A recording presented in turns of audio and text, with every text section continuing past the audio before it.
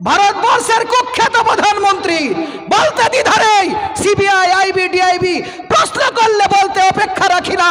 ভারতবর্ষের সবথেকে কুখ্যাত প্রধানমন্ত্রী নরেন্দ্র মোদীর নেতৃত্বে বাবরি মসজিদকে শাহাদাত বরণ করে রাম মন্দির তৈরি করেছে। চ্যানেলটাতে নতুন হয়ে থাকেন তাহলে অবশ্যই চ্যানেল সাবস্ক্রাইব করবেন আর ফেসবুক থেকে দেখলে ফলো করবেন। টেররিস্ট সারা ভারতবর্ষের হিন্দুত্ববাদের মনিব, সারা ভারতবর্ষের সবথেকে কুখ্যাত ব্যক্তিরা যেমন ভারতবর্ষের দিল্লির পার্লামেন্টে মসনদে বসে সারা পৃথিবী ক্যাপচার করে মুসলমানদেরকে কণ্ঠস্থ করতে চাইছে, বলছেন আবার কেমন কথা জি?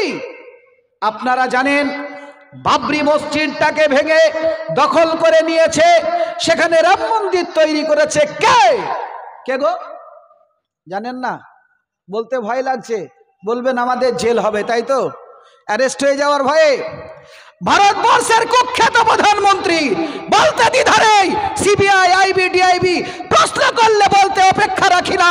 ভারতবর্ষের সবথেকে কুখ্যাত প্রধানমন্ত্রী নরেন্দ্র মোদীর নেতৃত্বে বাবরি মসজিদকে শাহাদাত বরণ করে রাম মন্দির তৈরি করেছে। এক। দুই, উত্তরপ্রদেশের জ্ঞানপাপী মসজিদে আক্রমণ করেছে।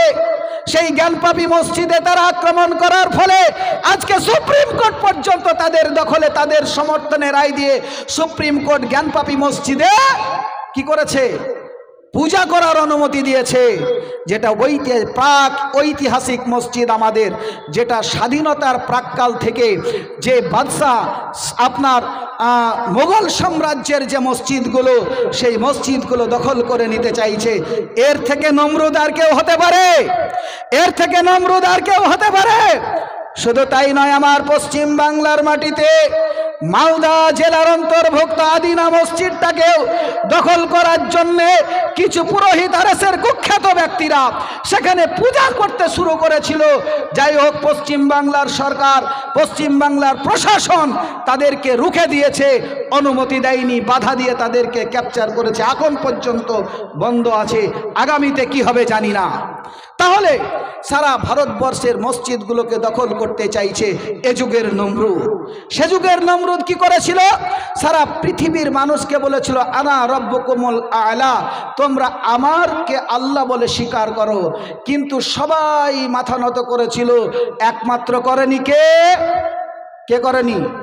ইব্রাহিম। ইব্রাহিমের বাপ স্বীকার করেছে, নমরুদের কাছে মাথা নত করেছে, নমরুদের মূর্তি তৈরি করে পূজা অর্চনা শুরু করেছে। মূর্তি তৈরিকারক আজর সে প্রতিমা তৈরি করে বাজারে বিক্রি করেছে। বন্ধুরে আমার, ভাইরা আমার, ওই যুগের যত মানুষ, আবাল বৃদ্ধ বনিতা, কিশোর কিশোরী, নারী পুরুষ, সবাই নমরুদের আনুগত্য স্বীকার করে নমরুদের মূর্তি আরও বিভিন্ন মূর্তি লাজ উচ্চামানত হাবলের পূজা করে তারা সেখানে পূজা অর্চনা করত নিজের মন মতো, নিজের ব্যক্তিগত স্বাধীনতা কায়েম করে সারা পৃথিবীতে রাজত্ব করছিল ওই নমরুদ।